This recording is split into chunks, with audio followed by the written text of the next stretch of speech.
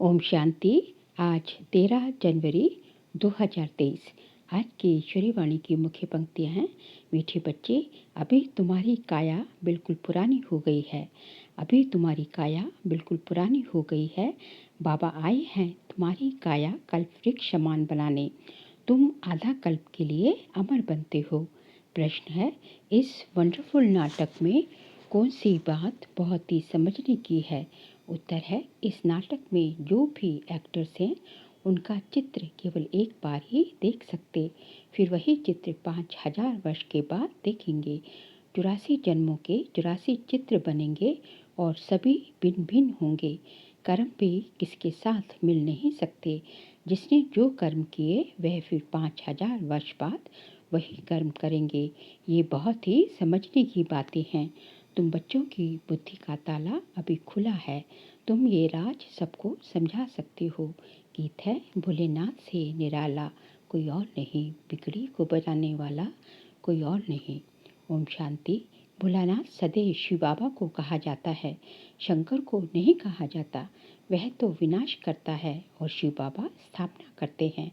ये तो जरूर है, स्थापना स्वर्ग की और विनाश नरक का करेंगे।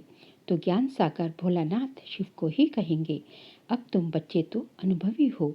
जरूर कल पहले भी शिव बाबा आया होगा और अब आया है जरूर।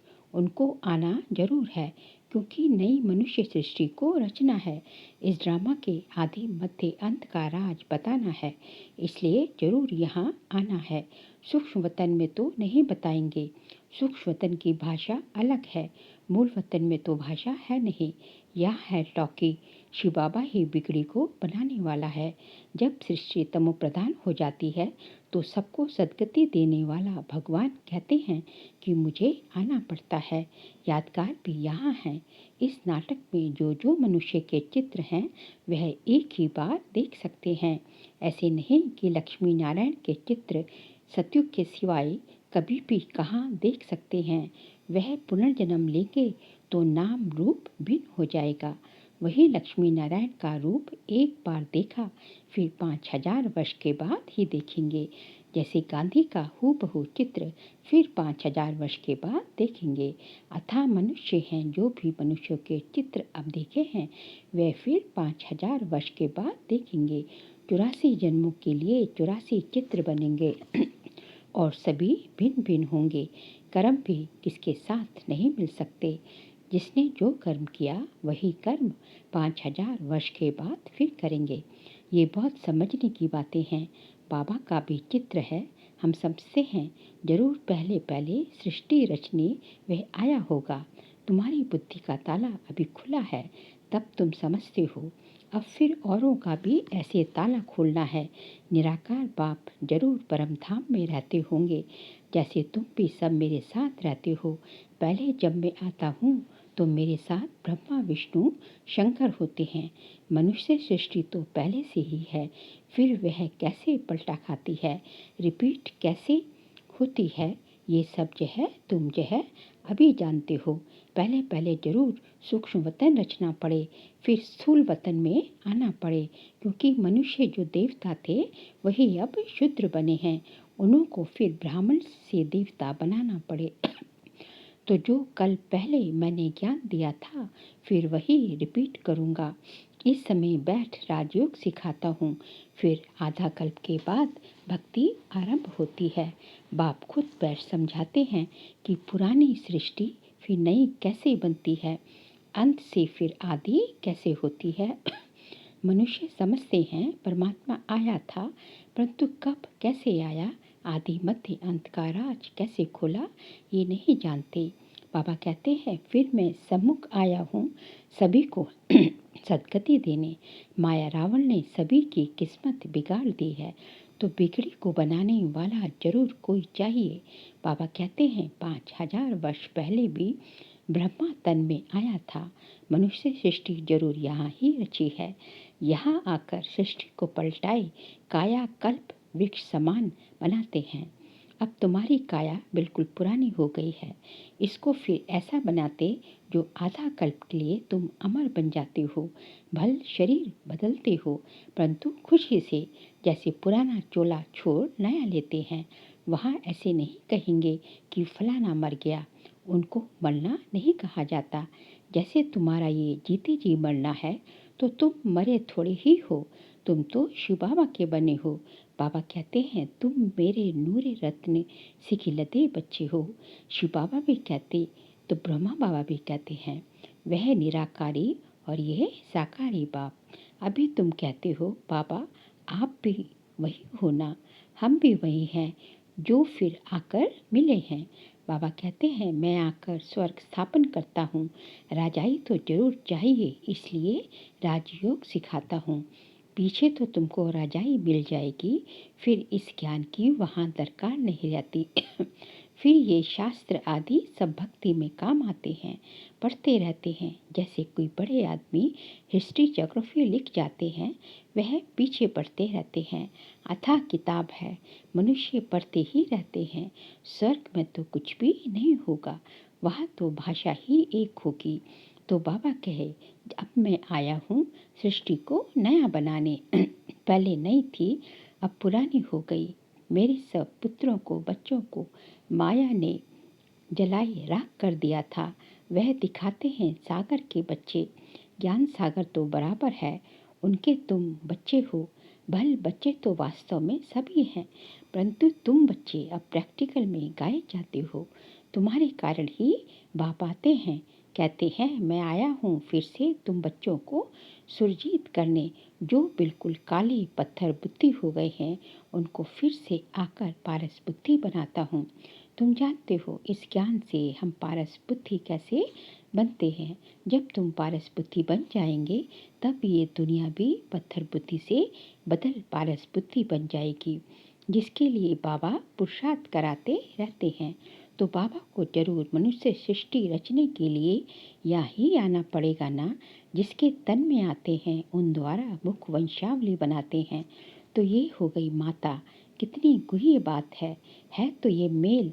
इनमें बाबा आते हैं तो ये माता कैसे हुई, इसमें मूंझेंगे जरूर। तुम सिद्ध कर बताते हो कि ये माता पिता ब्रह्मा सरस्वती दोनों कल्प वृक्ष के नीचे बैठे हैं, राजयोग सीख रहे हैं। तो जरूर उन्हों का गुरु चाहिए। ब्रह्मा सरस्वती और बच्चे सभी को राजऋषि कहा जाता है। राजाई के लिए योग लगाते हैं। बाप आकर राजयोग और ज्ञान सिखाते हैं जो और कोई भी सिखा न सके। ना कोई का राजयोग है, वह तो सिर्फ कहेंगे योग सीखो। हठ योग तो अनेक प्रकार के होते हैं, राजयोग कोई भी सिखला न सके। भगवान ने आकर राजयोग सिखाया था। कहते हैं हमको कल्प कल्प फिर आना पड़ता है, जबकि मनुष्य सृष्टि नई रचनी है। प्रलय तो होती नहीं। अगर प्रलय हो जाए तो फिर हम आए किसमें, निराकार क्या आकर करेंगे। बाबा समझाते हैं सृष्टि तो पहले से ही है, भक्त भी हैं, भगवान को बुलाते भी हैं। इससे सिद्ध है कि भक्त हैं। भगवान को आना ही तब है जब भक्त बहुत दुखी हैं। कलयुग का अंत है, रावण राज्य खत्म होना है, तभी मुझे आना पड़ता है। बरोबर इस समय सभी दुखी हैं। महाभारी लड़ाई सामने खड़ी है। ये पाठशाला है, यहाँ एम ऑब्जेक्ट है। तुम जानते हो सतयुग में लक्ष्मी नारायण का राज्य था, फिर सिंगल ताज वालों का राज्य हुआ, फिर और धर्म वृद्धि को पाए है, फिर राजाई आदि बढ़ाने के लिए युद्ध आदि हुए। तुम जानते हो जो पास्ट हो गया वह फिर रिपीट होगा, फिर लक्ष्मी नारायण का राज्य आरंभ होगा। बाबा वर्ल्ड की हिस्ट्री ज्योग्राफी का राज पूरा समझाते हैं, डिटेल में जाने की दरकार नहीं। जानते हैं कि हम सूर्यवंशी हैं तो जरूर पुनर्जन्म भी सूर्यवंशी में ही लेते होंगे। नाम रूप तो बदलते होंगे, माँ बाप भी दूसरे मिलेंगे। ये सारा ड्रामा बुद्धि में रखना है। बाबा कैसे आता है वह भी समझ लिया।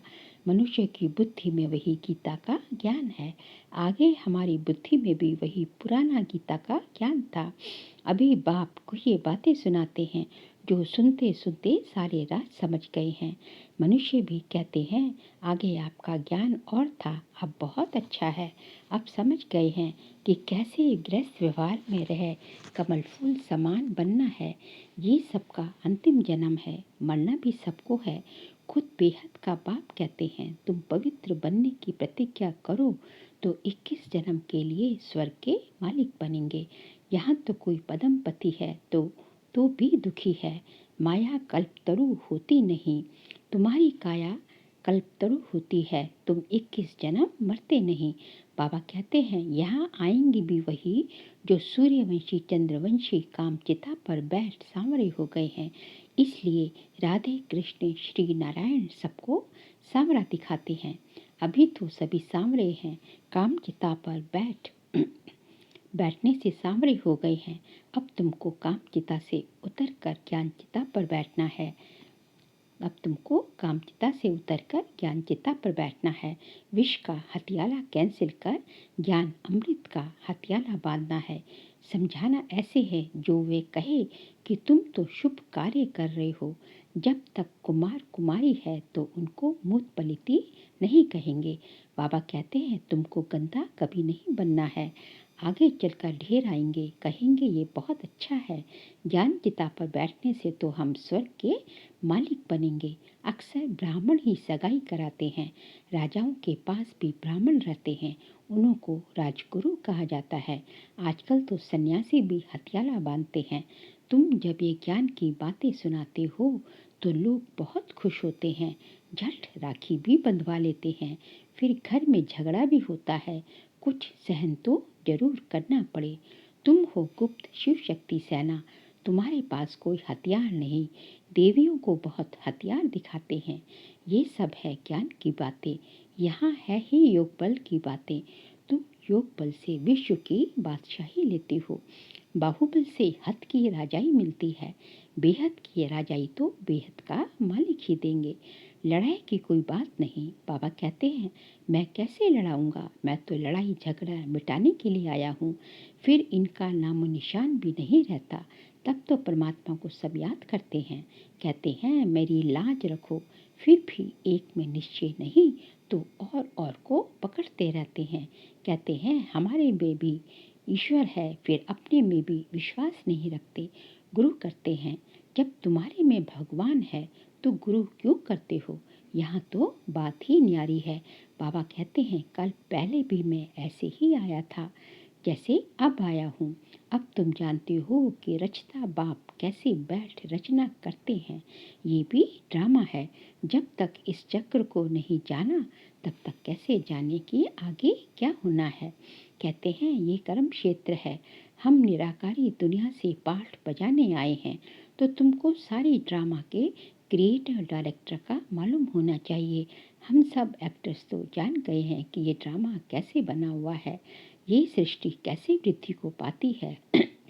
जबकि अब कलयुग का अंत है तो जरूर सतयुग स्थापन होना चाहिए। इस चक्र की समझाने बिल्कुल ठीक है। जो ब्राह्मण कुल के होंगे वह समझ लेंगे। फिर भी यह प्रजापिता है तो अपना कुल बढ़ता ही जाएगा, बढ़ना तो है ही। कल पहले माफिक सब पुरुषार्थ करते ही रहते हैं। हम साक्षी होकर देखते हैं।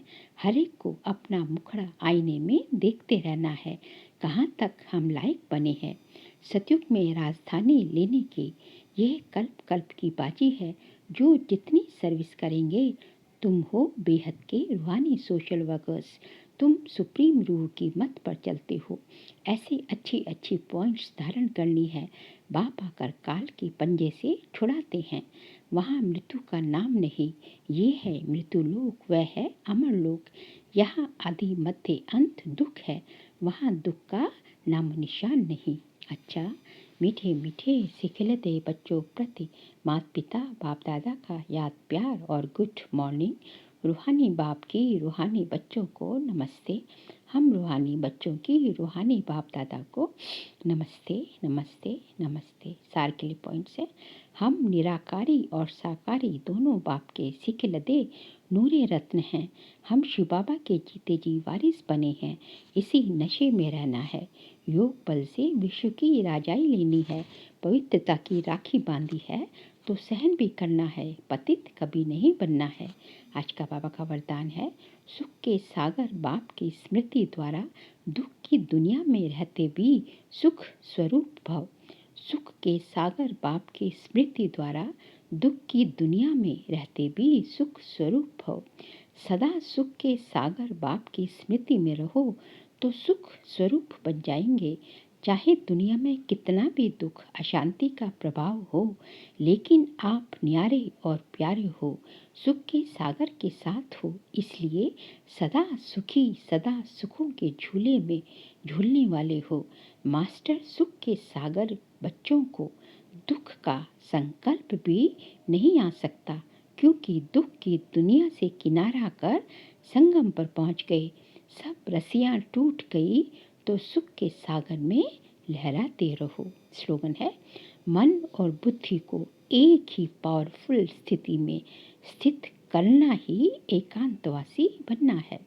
मन और बुद्धि को एक ही पावरफुल स्थिति में स्थित करना ही एकांतवासी बनना है। बाबा कहते हैं एकांतवासी बनने का तात्पर्य है कि एक के अंत में, अर्थात आपका जो है मन और बुद्धि केवल एक पावरफुल स्थिति, बाबा बाबा बाबा, बाबा की महिमा के पॉइंट्स, बाबा के बारे में, बाबा के चिंतन मनन, ड्रामा का मनन चिंतन सब जो है एक के जो है अंत में जो है खोए रहो, बाबा के जो है सुखों के झूले में झूलते रहो। तो इसी को कहा जाता है एकांतवासी बनना। अच्छा, ओम शांति।